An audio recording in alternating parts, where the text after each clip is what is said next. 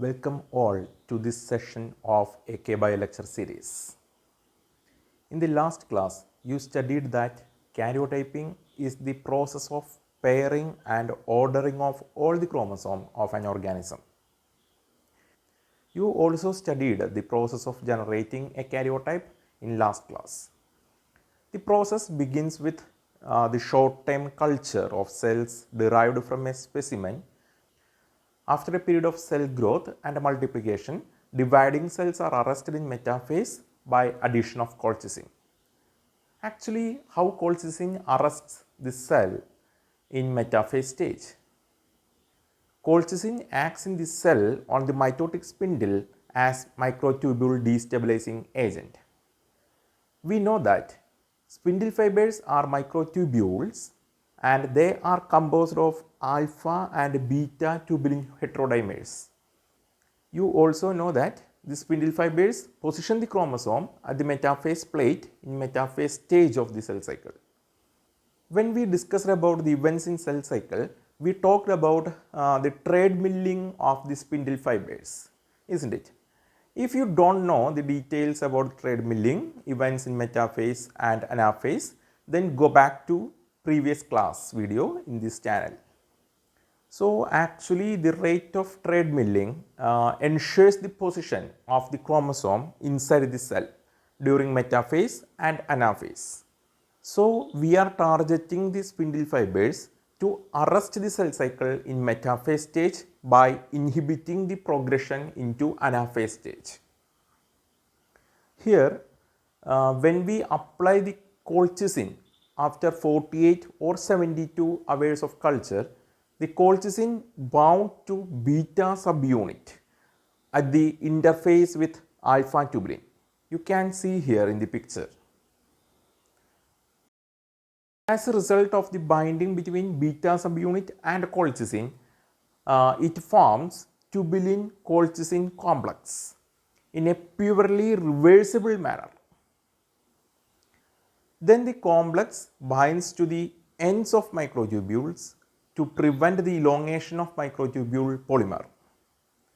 As a result, the cell will arrest at a metaphase stage of the cell cycle. Then the cells are treated with a hypotonic solution that causes their nuclei to swell and the cells to burst. The nuclei are then treated with a chemical fixative dropped on a glass slide. Then finally, before observing the slide under microscope, we have to stain it, isn't it? So in the next few lectures, we will discuss the different staining techniques, so watch every videos. Actually, karyotypes are prepared using standardized staining procedures that reveal characteristic structural features for each chromosomes.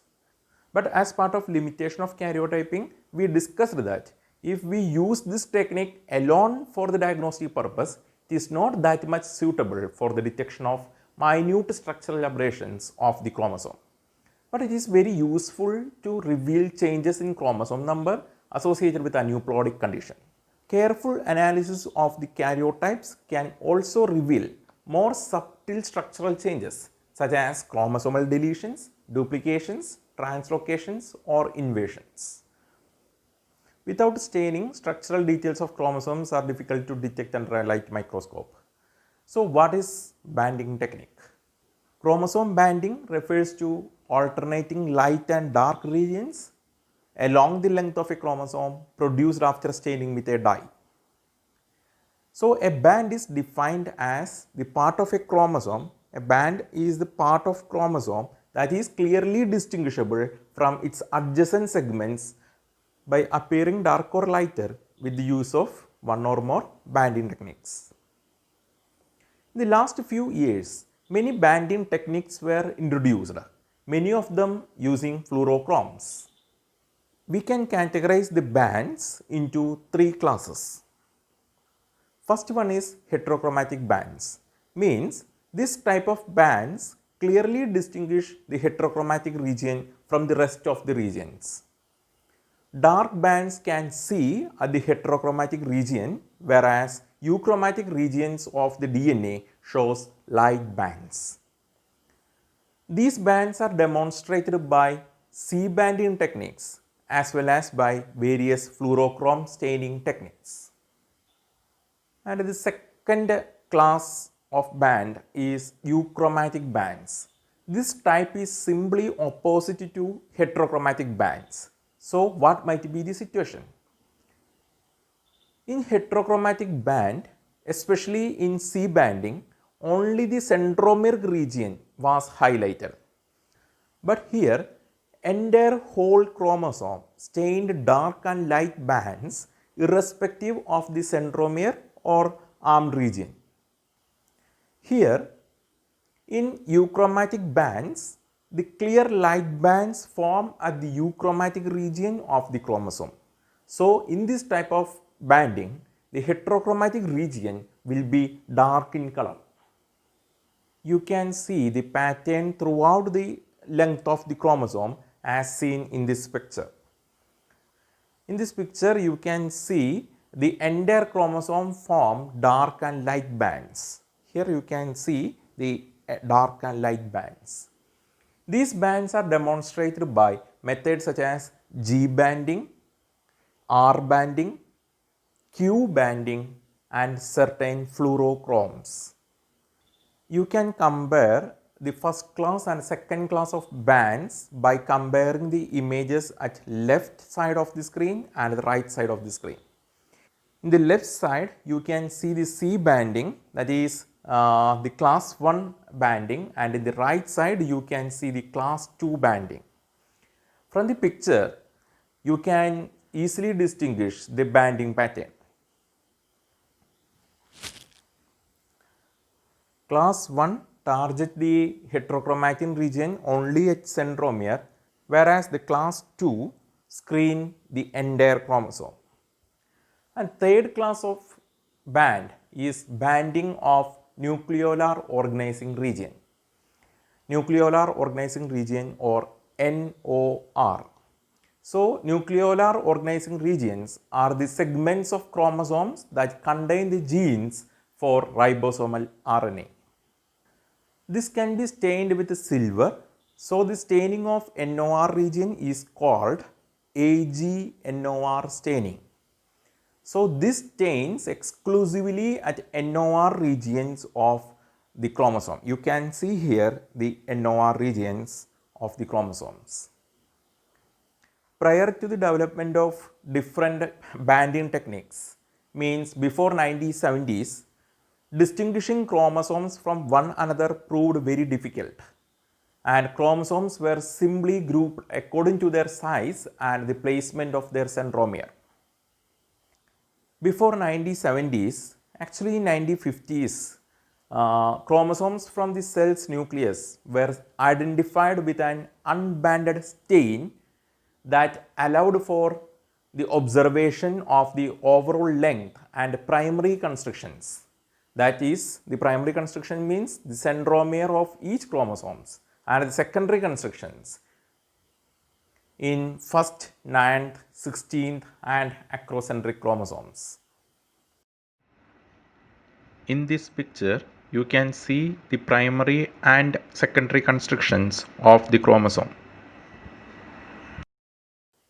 In 1970, Kasperson, one of the scientists, Kasperson and his colleagues described the first banding technique known as Q banding.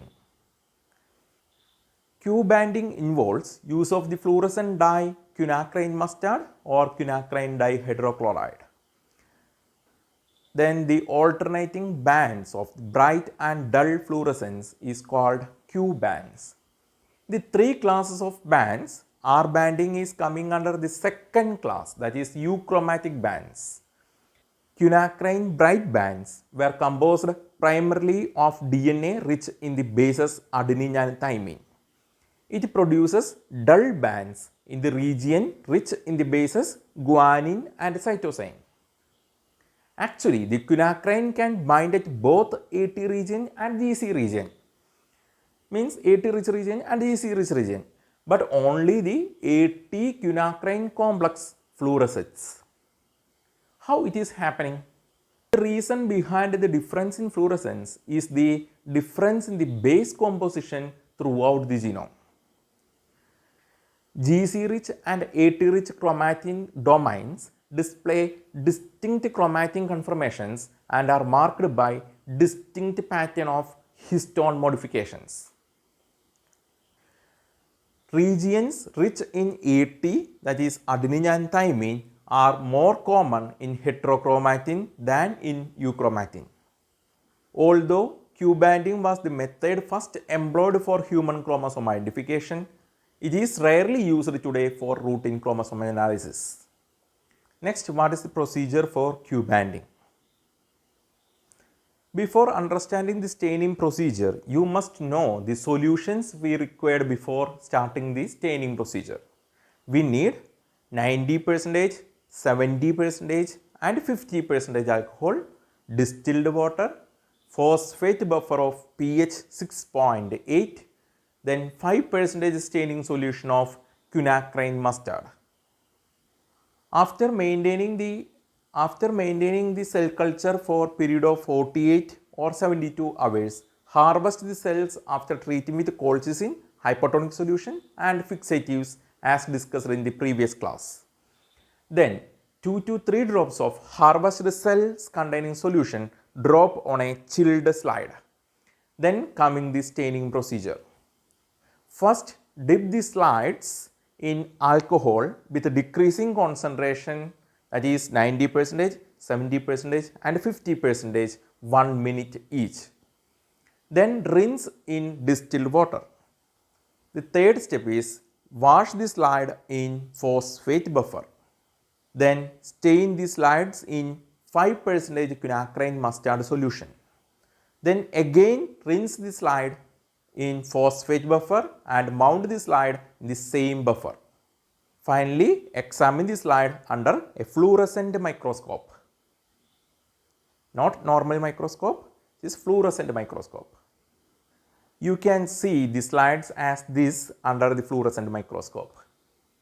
Q-banding allows the precise identification of different chromosome pairs and also the identification of structural chromosome rearrangements such as duplications, deletions, peri and paracentric invasion and aneuploidy. This is all about Q-banding. In the next class, we will discuss G-banding technique. Thank you.